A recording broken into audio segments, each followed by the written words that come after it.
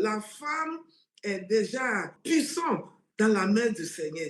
Mais c'est important que cette femme comprenne qui elle est. C'est important qu'elle sache qu'elle n'est pas ordinaire. C'est important qu'elle sache qu'il y a des qualités que le Seigneur a mis en elle. Qu'elle comprenne réellement la qualité de ce que le Seigneur a mis en elle. Parce que si elle ne se voit pas, si elle ne voit pas cette qualité-là, elle ne peut pas aller à la profondeur de ce que le Seigneur a pour elle. Et quelquefois, elle va commencer à se dire, ok, peut-être la vie est comme ça. Non, la vie n'est pas comme ça. Dans le livre de Daniel, chapitre 11, verset 32, je pense, il dit, ceux qui connaîtront leur Dieu seront forts et ils feront de grands exploits. Alors, c'est important que la femme comprenne son Dieu et qu'il se voit avec l'œil avec laquelle Dieu la voit. Et qu'elle comprenne que Dieu l'a formée et avec beaucoup de potentiel. Beaucoup de femmes se mettent comme des victimes parce qu'ils ne voient pas le potentiel qu'elles portent. Elles ne voient pas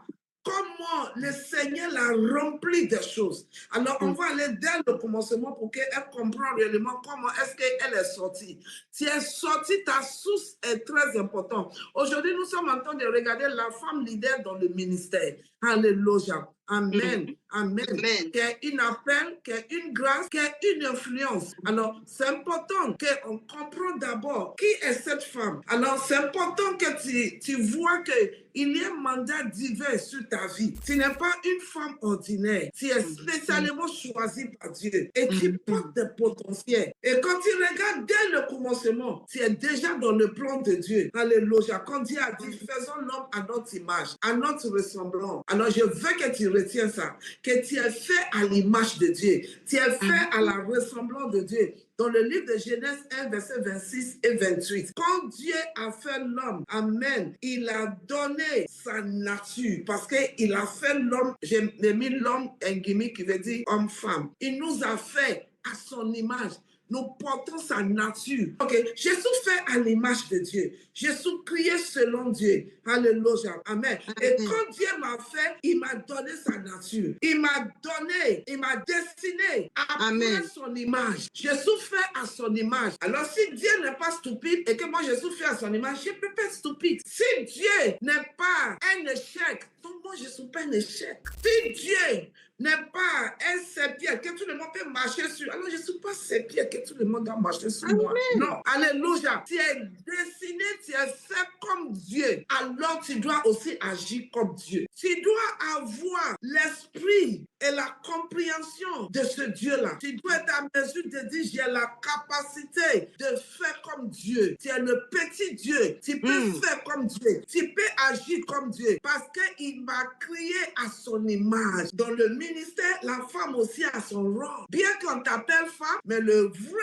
toi, c'est l'image de Dieu. À partir du moment où tu ne vois pas l'honneur que Dieu t'a fait, la place que Dieu t'a mené, les capacités que Dieu a mis en toi, l'investissement que Dieu a mis en toi, il a tout mis parce que déjà le fait que tu es fait à son image, c'est une honneur qui t'a fait. Alors reconnais cet honneur-là. Alléluia. La Bible dit que celui qui est dans l'honneur, qui ne connaît pas, qui ne voit pas l'honneur que Dieu a mis sur lui. Le fait d'abord que tu es fait à l'image de Dieu, numéro 1, ça te montre que tu es un leader. Parce qu'il t'a créé à son image. C'est le commencement de ton leadership. Il y a cette influence de Dieu sur toi. Il y a cette grâce de Dieu sur toi. Leadership is the ability to influence and guide a group of people towards a common goal. Tout le monde peut être un leader, mais ça dépend de toi-même, comment tu vois ce que tu portes. Qu'est-ce que tu as en toi? Si Dieu t'a créé à son image, tu te vois maintenant comme quelqu'un qui a cette capacité pour influencer, pour guider, parce que tu as le pensée de Dieu. Dieu nous influence, Dieu nous guide, Dieu nous dirige, Dieu nous conduit, Dieu a un objectif. Alors si toi aussi tu peux faire ça, tu es un leader. Alors que tu sois homme, que tu sois femme, si tu as cette capacité en toi,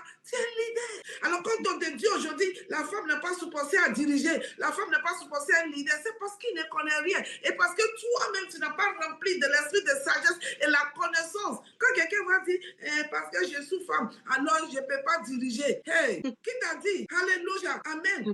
Je n'ai pas dit qu'il faut que tu sois rebelle. Non, mais j'entends de te faire comprendre réellement que tu as cette nature en toi. Ça y est en toi. Quiconque pour bronzer sa puissance, quiconque qui peut influencer Alors, si l'homme peut diriger, la femme aussi peut diriger. Alors, si toi, en tant que femme, tu peux diriger tes enfants, alors tu peux diriger. Tu es leader. Pourquoi? Comment tu peux diriger tes enfants? Tu as cette capacité de les influencer. Tu as cette capacité pour dire non, Jean-Claude, tu ne fais pas ça. Ce qui t'a fait là, on ne fait pas.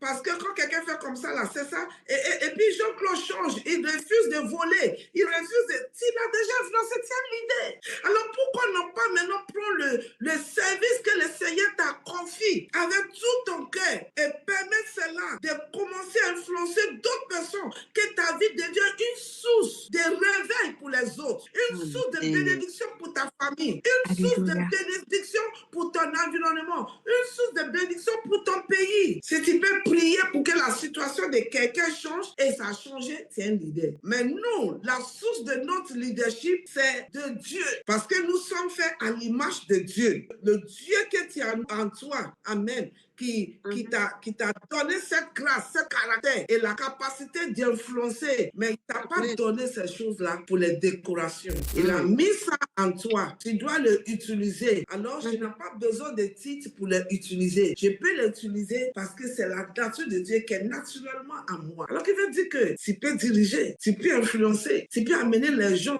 à changer ton caractère, qui est le caractère, la nature de Dieu, et tes compétences est déjà là pour t'aider. Alléluia. Amen. Le leadership, c'est de découvrir ce qui tient en toi et commencer à utiliser ça pour influencer, pour amener les gens, pour faire. Donc, maintenant, quand on parle de toi dans le ministère, commence maintenant à faire ce qu'il doit faire. Personne ne va te suivre si tu n'as rien, si tu n'as pas le temps de les influencer. Alléluia. Si tu n'as pas le temps de régler un problème, personne ne va te suivre. Aujourd'hui, les gens se disent, mais les gens ne me suivent pas. C'est parce que tu n'as pas le temps de les diriger.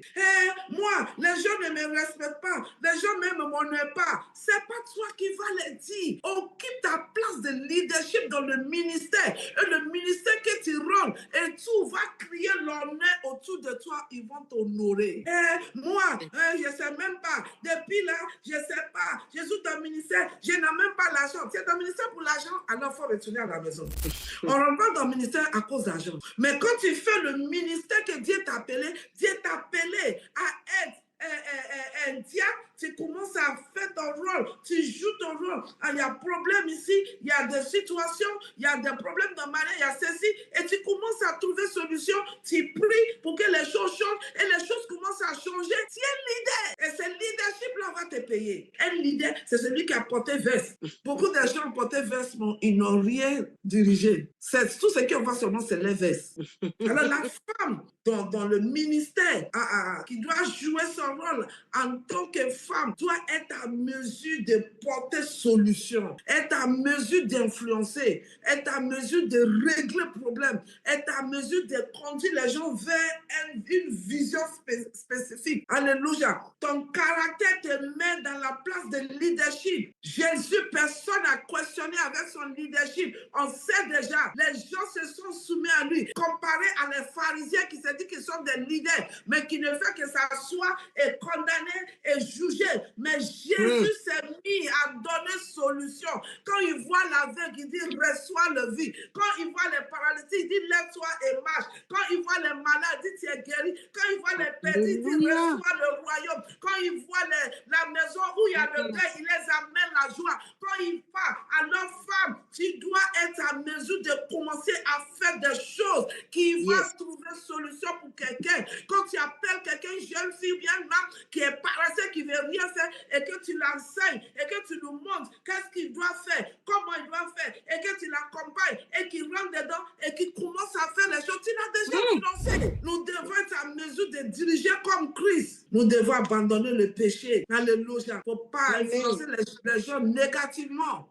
Nous avons un leader parfait, Jésus, qui a servi, Jésus, qui a porté le fardeau des autres. Ton ministère, là, ok, moi, mon ministère, c'est de diriger les femmes. Est-ce que tu as pu les diriger? Tu les diriges comment? Avec quel caractère? Avec quelle nature? Comme cela, Paul a dit même à la jeunesse, ne laissez personne minimiser votre jeunesse. Même en tant que jeune femme, tu peux aussi influencer ton environnement. Il ne faut pas dire, moi, je suis jeune, moi, je suis encore teenager. Quitte t'a dit ça? Tu n'as pas vu les teenagers de 13 ans, mais qui dirigent. Nous avons la petite fille qui était chez Naaman. Ça, c'est une leader. Amen. Elle a dit à son patron, viens, voici en Israël, il y a un prophète là-bas. Il va prier pour toi, tu seras guéri. Elle a rendu son ministère. Ça, c'est ministère. Yes. Elle a rendu le service, mais elle a fait dans le leadership parce qu'elle a conduit quelqu'un au changement. Il y a beaucoup de nous, on prie. Quand on dit prier, là, va t'asseoir, on peut prier. Mais nos prières a construit quoi? Nos prières a influencé quoi? Nos prières a avancé quoi? Nos prières a donné quelle solution? Nos prières a guéri qui? Nos prières a changé quoi? Si tu manques le caractère et que tu n'as pas cette nature de Dieu, qui va te suivre? Un leader, c'est celui que les gens suivent. Parce qu'il est un exemplaire. Et Dieu nous a appelés tous. Il dit, vous recevrez un puissant. Le Saint-Esprit surviendra sur vous et vous serez mes témoins. Alors nous tous, nous avons cette influence du Saint-Esprit. Le leader des leaders qui nous lead, qui nous dirige. Et quand il nous donne la même capacité, alors une femme dans le ministère n'est pas seulement une servante de Dieu. Elle est aussi une mère dans les choses spirituelles. C'est pas le fait qu'on me donne une chaise qui fait de moi un leader. Non.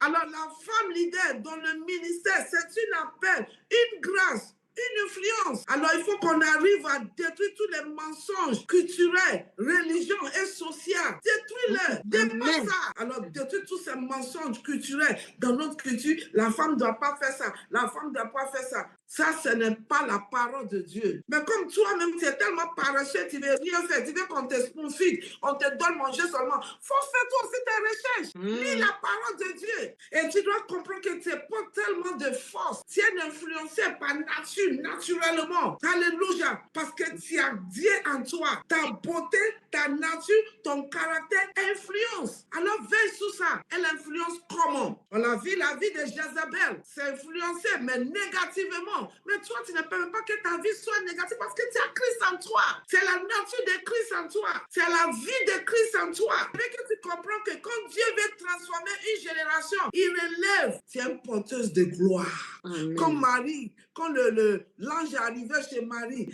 il a dit, toi à qui une grâce a été faite. Nous avons Déborah dans le gouvernement. Elle est dedans et elle est influencée. Quand Barak dit, je ne peux pas partir, Déborah dit, je vais partir. Elle est rentrée dans son ministère d'amener délivrance à toute la nation. Et ça s'est passé. C'est pas elle qu'elle a influencé Barak et Barak aussi à la force. Donc on s'en va en guerre. Nous avons Esther. Alléluia. On l'a vu, c'est leadership. Alléluia. Par le fait qu'elle s'est levée pour son peuple. Alléluia. Par l'intercession. Elle a influencé. Alléluia. Amen. On a vu son intelligence spirituelle. On a vu sa courage qu'elle avait. Et tous ces caractères-là, ce sont les choses qui l'amènent à diriger. Même le roi. Lève-toi dans ton ministère dans laquelle Dieu t'a appelé et commence à amener des solutions, des changements. Amen. Amener les autres personnes à rentrer dans ce que Dieu les a appelés. Un leader, c'est pas celui qui est jaloux des autres. Un leader, c'est pas celui qui fait tomber les autres. Un leader n'est pas celui qui parle mauvais pour détruire l'autre personne.